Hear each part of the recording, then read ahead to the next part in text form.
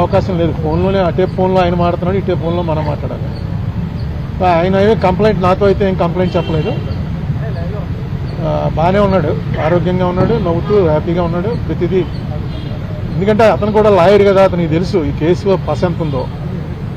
ఈ కేసు వల్ల వాళ్ళ పార్టీకి అతనికి వ్యక్తిగతంగా కూడా చాలా బెనిఫిట్ జరిగిందని అనుకుంటున్నాను.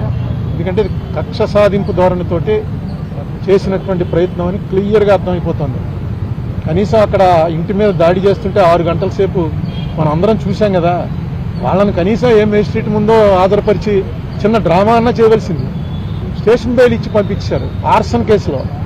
ఆర్సన్ కేసు అంటే ఇంటి మీదకి మంటలు వచ్చేలాగా పెట్రోల్ బాంబులు విసిరితే దాంట్లో స్టేషన్ బెయిల్ నేను ఎప్పుడు వినలేదు. అలాగే తిట్టాడన్న కేసులో తీసుకొచ్చి అప్పుడే 2 వారాలు అయిపోయినట్టుంది, తీసుకొచ్చి సెంట్రల్ జైల్లో పెట్టడం ఇది టూ మచ్ అనమాట. ఇది ఫస్ట్ ఆఫ్ ఇట్స్ కైండ్ అనుకుంటున్నాను. ఏదైనా చూద్దాం ఎటు దారి తీస్తుందో. ఓకే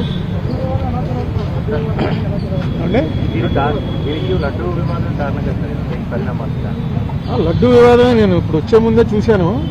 మొన్న చంద్రబాబు నాయుడు గారు అడుగుతున్నారు, ఎవడు చెప్పాడు మీకు ఇందులో ఇది లేదని, ఇది కొవ్వు, పంది కొవ్వు, గొడ్డు కొవ్వు ఇవి లేవని ఎవరు చెప్పారు మీకు అని ఒక మీ విలేకరు మీద ఆయన కొంచెం రైజ్ అయ్యి మాట్లాడారు. ఎవరు చెప్పారు, ఎక్కడ చెప్పారు, నీకు కళ వచ్చిందా అని అన్నారు కదా. ఇదిగో వాళ్ళు వేసినటువంటి సిట్ రిపోర్ట్లో 20వ పేజీలో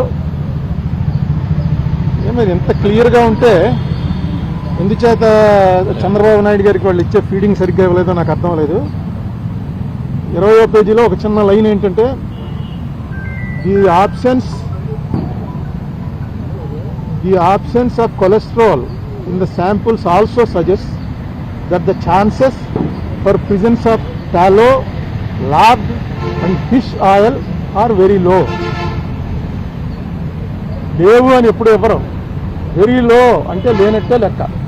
in the absence of cholesterol in the ghee samples అని క్లియర్గా వాళ్ళు వేసిందే. ఆ సిట్ ఆయన వేసిందే, సుప్రీంకోర్టు దాంట్లో వాళ్ళు క్లియర్గా ఇచ్చారు. అది వీళ్ళు రిలీఫ్ కింద ఫీల్ అవుతున్నారు. ఎందుకంటే వెంకటేశ్వర స్వామి లడ్డూలో ఆవు కొవ్వు, పంది కొవ్వు, చేప నూనె కలిపారు అన్నదే కొంచెం అది చాలామందికి వాంతులు వచ్చే పరిస్థితి అండి. ఎందుకంటే గొడ్డు మాంసం అనేది మీలో చాలామంది మాంసాహారులు ఉంటారు, కానీ గొడ్డు మాంసం అని అనగానే అసలు ఆ ఐడియా డైజెస్ట్ అవ్వదు. నేను చూశాను చాలామందిని, వాళ్ళు హిందూస్ కూడా కాదు, క్రిస్టియన్స్లో ఫ్రెండ్స్ ఉన్నారు, వాళ్ళని కూడా చూశాను. ఎవడో మేము ఒక ఢిల్లీలోనో ఎక్కడ ఎవరో ఇంటికి వెళ్తే కాలాఘోష్ కాయగా క్యా అని అడిగాడు. కాలాఘోష్ అంటే అర్థం ఏంటిరా అని నన్ను మావాడు అడిగాడు. అంటే కాలాఘోష్ అంటే గేదె మాంసం ఏంటుందిరా, కాలా అంటే గేదె కదా అని చెప్పి, ఘోష్ అంటే గొడ్డు మాంసం, కాలాఘోష్ అన్నాడు. అనేటప్పటికి గొడ్డు మాంసం పెట్టేశాడు అని వామిటింగ్ వచ్చింది వాడికి. ఇదేంటి ఎంత నాకేం రాలేదు నీకు వచ్చింది ఏంటంటే గొడ్డు మాంసం అలా పెట్టేస్తాడు రాయుడు అంటే, వాడేమో లేదు తింటారా అని అడిగాను, ఇంత తప్ప పెట్టలేదు. నాకు అది చూసి ఆశ్చర్యపోయింది. ఇలా జరిగి ఎప్పుడో 40 ఏళ్ళు అయింది. అటువంటిది మాటికి ఇందులో గొడ్డు మాంసం కలిగింది, పంది కొవ్వు కలిసింది, చేప కొవ్వు కలిసిందని. వెంకటేశ్వర స్వామి కదా, వెంకటేశ్వర స్వామి అంటే మనకి ఎవరికి గుర్తుండదు. ఫస్ట్ ఎప్పుడు చూసామో ఇప్పుడు కూడా వెంకటేశ్వర స్వామికి ఉన్నటువంటిది ప్రపంచంలో నాకు ఎక్కడా ఉండదు. ఆ రష్ నేను చూసాను, నార్త్ ఇండియన్స్ వచ్చి చూసి ఏంటిది రోజు కుంభమేళ ఇక్కడని. అంత జనం, అంత వెంకటేశ్వర స్వామి అంటే ఆ దాంట్లో అన్నిసార్లు అనకూడదు అసలు. నిజంగా జరిపిన వాళ్ళని శిక్షించడానికి ప్రయారిటీ ఇవ్వాలి. కానీ దీంట్లో నిన్న ఇంకో మాట అన్నాడు ఆయన, నాకు ఆశ్చర్యం వేసింది. ఇది అవినీతి కాదుట, హిందూ మతాన్ని నాశనం చేయటం కోసం పన్నిన కుట్రట. హిందూ మతం నాశనం అవటాన్ని నాశనం అవడానికి చేయగలడా దీన్ని? అది కుట్రండి. ఎవడో తప్పు చేశాడు వాడిని పట్టుకోవాలి. ఇంకా కెమికల్స్ అవి ఉన్నాయంటున్నారు. ఆ కెమికల్స్ కూడా ఆయన ఇచ్చిన కంపారిజన్, మనం టాయిలెట్స్లో వాడే యాసిడ్లన్నీ తీసుకొచ్చి ఇందులో కలిపారని ఏదో రకంగా ప్రజల్లో ఒక ఎవర్షన్ పుట్టించాలి. తిరుపతి లడ్డు అంటే అంత టేస్ట్గా తినేవాళ్ళకి ఆ లడ్డు చూడగానే ఇందులో ఏముందోరా బాబు అని అనిపించే భయం కలిగించాలని సీఎం లెవెల్ మనిషి అలా మాట్లాడటం కరెక్టే. నేను సీఎం గారి ఇంటికి వెళ్తే నాకు కప్పులో టీ ఇచ్చారు. ఆ కప్పు పట్టుకుని ఇది ఏంటనుకుంటున్నారు ఈ మెట్లు, ఈ మెటీరియల్ మనం టాయిలెట్స్లో కమోడ్లు వాడతామే, ఆ కమోడ్ మెటీరియల్ తోటి కప్పు తయారు చేసి కప్పులో ఇచ్చారు. నిజమే, అది కమోడ్తో పోల్చడం ఏంటి? పెంగాణితో అనేక రకాలు తయారవుతాయి, కమోడ్తో పోలుస్తారా ఎవడన్నా? నాకు ఎందుకు చాలా ఆశ్చర్యం వేసింది. ఏంటి ఇదేంటి ఇలా మాట్లాడు? సీఎం గారు ఎప్పుడు అంత బ్యాలెన్స్ తప్పి మాట్లాడ్డాడు.